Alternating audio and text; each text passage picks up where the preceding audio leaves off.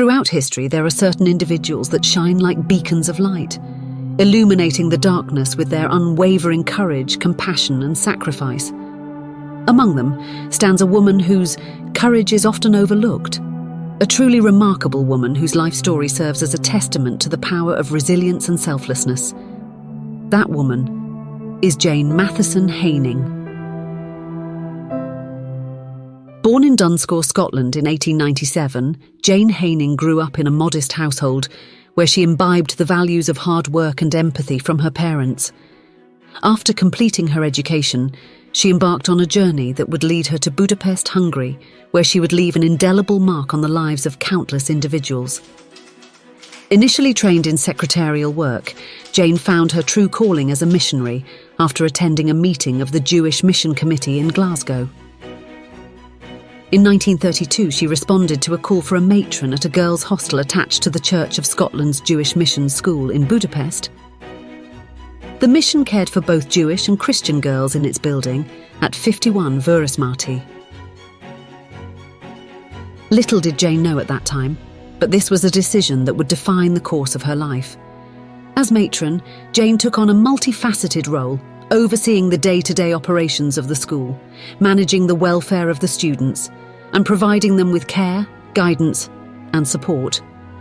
Her duties included ensuring the cleanliness and hygiene of the school premises, overseeing meals and tending to the emotional and physical needs of the children. She was deeply committed to the educational mission of the school, believing fervently in the transformative power of education to uplift and empower disadvantaged children. She worked tirelessly to create a nurturing and supportive environment where students could thrive academically, socially, and spiritually. She forged strong bonds with her students, many of whom came from troubled or broken homes. She provided them with a sense of stability, security, and maternal care, often going above and beyond her official duties to ensure their well-being.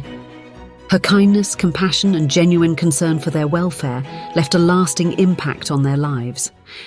Despite being a foreigner in a land with contrasting culture and belief systems, Jane endeavoured to integrate herself into Hungarian society. She made an effort to learn the Hungarian language, embraced local customs and traditions, and formed close friendships with members of the community. In 1939, tensions in Europe had escalated with the outbreak of World War II, and Jane found herself facing increasingly difficult challenges due to the wartime conditions in Hungary. Despite the growing uncertainties and dangers, she remained steadfast in her commitment to her students and her work at the school. However, by 1944, Hungary was occupied by Nazi Germany, leading to increased persecution of Jewish individuals and heightened danger for those involved in activities deemed undesirable by the Nazi regime.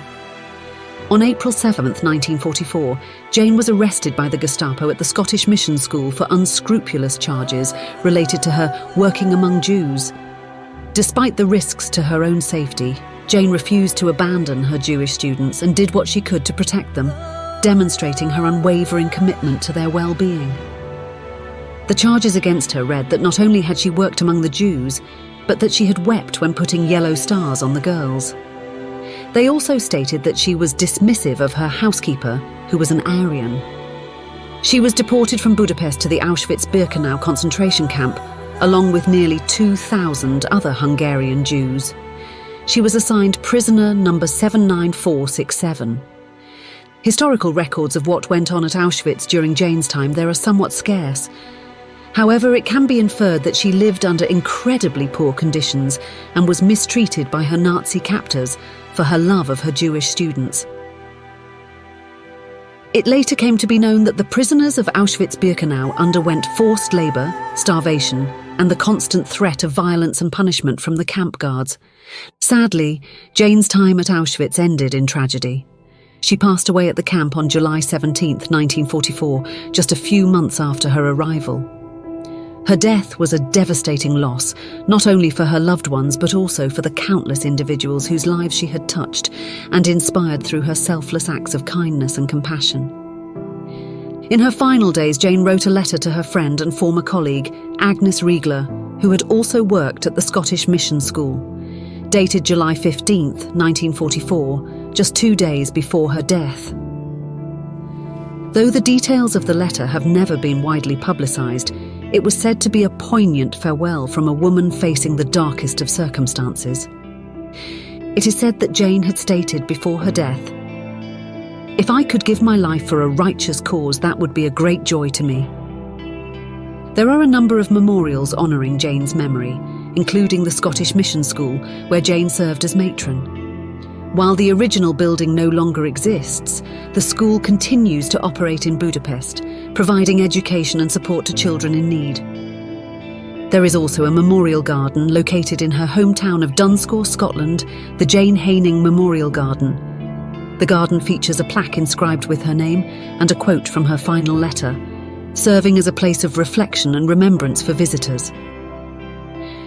Jane's example of unwavering courage in the face of evil is an example to young girls and women around the world.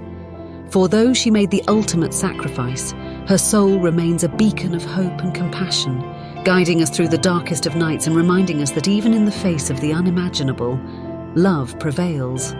A teacher, a friend, and a guardian angel, this is the story of Jane Haining.